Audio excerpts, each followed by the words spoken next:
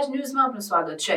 સામૂહિક આરોગ્ય કેન્દ્ર તલોદ ખાતે આરોગ્ય શાખા જિલ્લા પંચાયત હિંમતનગર દ્વારા માનનીય મુખ્ય જિલ્લા આરોગ્ય અધિકારીના માર્ગદર્શન હેઠળ રક્તદાન કેમ્પનું આયોજન કરવામાં આવ્યું, જેમાં કુલ 31 બોટલ રક્ત એકત્રિત કરવામાં આવ્યું। કેમ્પમાં બંસીધર મહેતા, પ્રવીણભાઈ પટેલ, વિનુભાઈ સુથાર, દામોદરભાઈ પટેલ, લીનાબેન વ્યાસ હાજર રહ્યા હતા।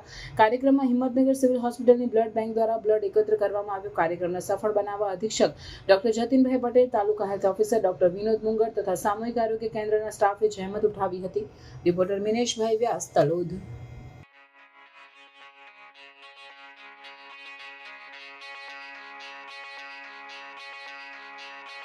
આવા ન્યૂઝ જોવા માટે સાબર આવાઝ યુટ્યુબ ચેનલને સબસ્ક્રાઇબ કરો અને લાઇક કરો, જેથી હવે પછીના દરેક સમાચાર સબસ્ક્રાઇબ કરેલા હશે તેઓને નવા સમાચારની માહિતી મળી જશે।